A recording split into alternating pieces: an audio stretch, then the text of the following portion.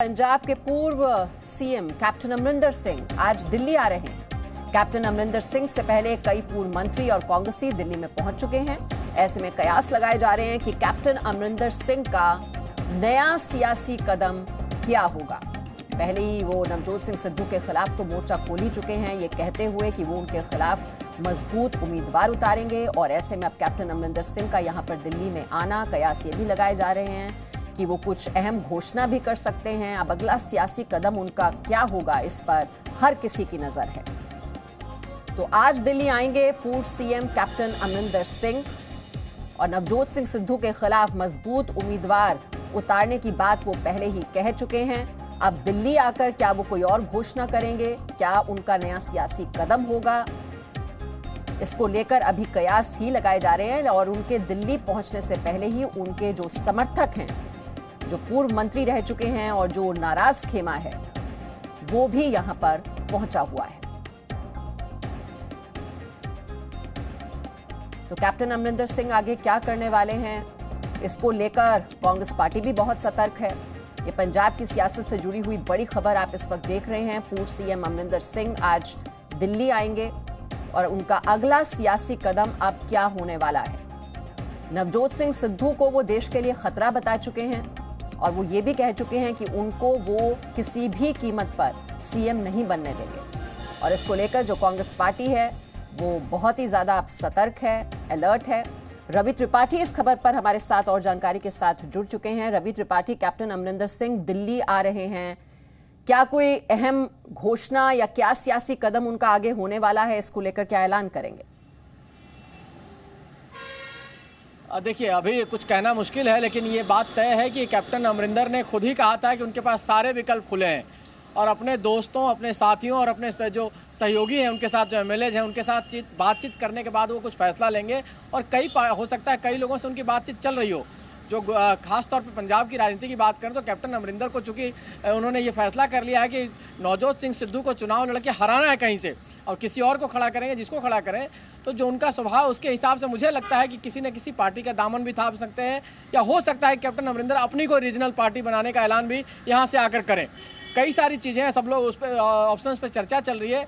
ये भी चर्चा है कि हो सकता है सरकार के लोगों से भी मुलाकात करें, हो सकता है कुछ और लोगों से मुलाकात करें। लेकिन कैप्टन का दिल्ली आना और दिल्ली उनकी पत्नी जो परनीत कौर है उनके घर पे कहा जा रहा है कि तमाम जो उनके खेमे के विधायक हैं, चाहे सांसद हैं जो उनके करीबी रहे हैं, वो भी उनका इंतजार कर रहे हैं। क्योंकि देखिए, मनीष तिवारी जैसे सांसद जो कांग्रेस के सीनियर नेता हैं, वो कैप्टन के लिए मुखर रूप से बोलते रहे हैं, वो सिद्धू के खिलाफ अटैक करते रहे हैं। इससे पहले कई और नेता, बाजवा जैसे नेता, तमाम और नेता जो दिल्ली हैं, सांसद हैं, जो कहीं ना कहीं कांग्रेस के इस फैसले से नाराज हैं, सिद्धू को इतनी तवज्जो दिए जाने से नाराज हैं, जो चीज़ें हाल में हुई उससे नाराज हैं, वो लोग कैप्टन के संपर्क में। और कैप्टन अगर दिल्ली आ रहे हैं तो इसका मतलब मान के चलिए कि दिल्ली से एक दिशा मिलने वाली है कैप्टन को, और दिल्ली से कैप्टन पंजाब के लिए एक नई दिशा तय करेंगे। जी, एक बात तो तय है रवि कि कांग्रेस पार्टी के लिए वो बड़ा सिरदर्द बनने वाले हैं। हाँ, बिल्कुल बिल्कुल, कांग्रेस पार्टी के लिए तो पिछले कई दिनों से वो सिरदर्द बने हुए हैं। लगातार अगर देखें तो कैप्टन साहब ने जिस तरह से मोर्चा खोला, जैसे उनको हटाए जाने की बात आई, उनको सीएलपी नहीं बैठक में नहीं बुलाएगा तो उन्होंने तुरंत जो है इस्तीफा दिया। इस्तीफा देने के बाद जो बातें उन्होंने कही, जिस तरह से कांग्रेस आला कमान को लेकर कहा, उन्होंने राहुल गांधी और प्रियंका गांधी को अनुभवहीन कहा। तमाम सारे अटैक वो कांग्रेस पर कर चुके हैं। और कांग्रेस के लिए सिरदर्द इसलिए है कि पंजाब चुनाव में कैप्टन को हटाकर कैप्टन के खिलाफ चलकर, और कैप्टन अगर उनके खिलाफ चलते हैं तो ऐसी स्थिति में पंजाब चुनाव जीतना उनके लिए मुश्किल है, ये कांग्रेस पार्टी को लगता है। लेकिन कांग्रेस पार्टी उनको मनाने के बजाय उनको उकसाने में लगी हुई है। चाहे सिद्धू का बयान देख लीजिए, तमाम नेताओं का बयान देखिए, और कैप्टन की जो नाराजगी है वो इस लेवल पे है कि कैप्टन भी चाहते ही है कि उनके बगैर कांग्रेस पार्टी वहां न जीते। तो कहीं ना कहीं कांग्रेस पार्टी के लिए सबसे बड़ा सिरदर्द है कि आखिर कांग्रेस जो कैप्टन अमरिंदर सिंह अगला स्टेप क्या लेते हैं, क्या लाइन लेते हैं। क्योंकि तमाम सारी बातें की, कोई कह रहा है कि आम आदमी पार्टी से भी संपर्क में है, कोई कह रहा है बीजेपी और उनके नेताओं से संपर्क में, तमाम सारी बातें अभी कयास लगाया जा रहा है। कोई कह रहा है कि वो अपना रीजनल पार्टी भी लॉन्च कर सकते हैं।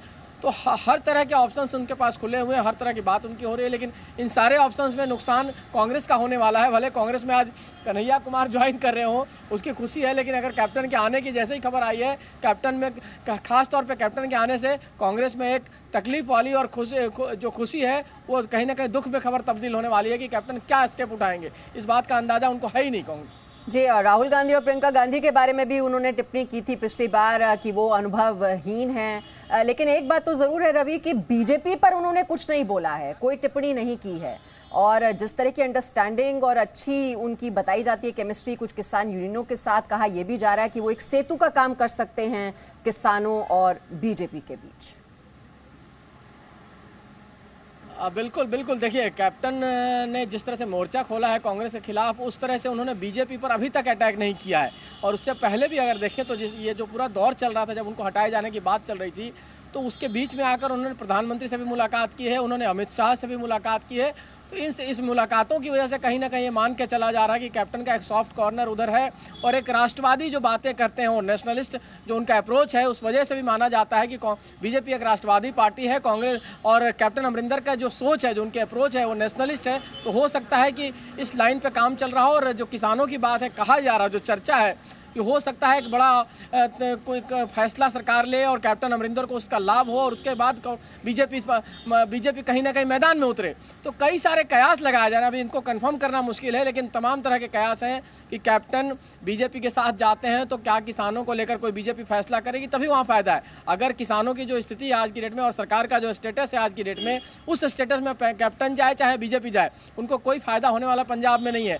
तो क्या बीजेपी कोई ऐसा प्लान बना के रखी हुई है कि उनको किसानों का जो बिल है, चाहे किसानों को लेकर जो विरोध चल रहा है, जो आंदोलन चल रहा है, उसको डाउन करने के लिए कैप्टन के साथ मिल करके कोई ऐसा बड़ा फैसला कर सकती है? तो तमाम सारी बातें, और चुनाव के जीतने के लिए कई पार्टियां अलग अलग चाल चलती हैं, बीजेपी भी ऐसा चाल सकती है, लेकिन फिलहाल चलिए उनका दिल्ली प्लान क्या है, इस पर हम आगे भी आपसे जानकारी लेंगे रवि। और दर्शकों को ये भी जानकारी दे दें, जो नए मंत्रियों को कार्यभार अभी सौंपा गया है, इससे जुड़ी हुई जानकारी भी हमें मिल रही है। नए मंत्रियों में विभागों का बंटवारा किया गया है। डिप्टी सीएम सुखजिंदर सिंह रंधावा को गृह मंत्रालय की जिम्मेदारी दी गई है। डिप्टी सीएम ओपी सोनी स्वास्थ्य एवं परिवार कल्याण मंत्रालय संभालेंगे। मनप्रीत सिंह बादल को वित्त मंत्रालय की जिम्मेदारी दी गई है, और परगट सिंह को स्कूल, उच्च शिक्षा और खेल मंत्रालय का जिम्मा सौंपा गया है। तो हाल ही में मंत्रिमंडल में आपने देखा था कई नए चेहरे शामिल किए गए, और अब विभागों का बंटवारा भी कर दिया गया है।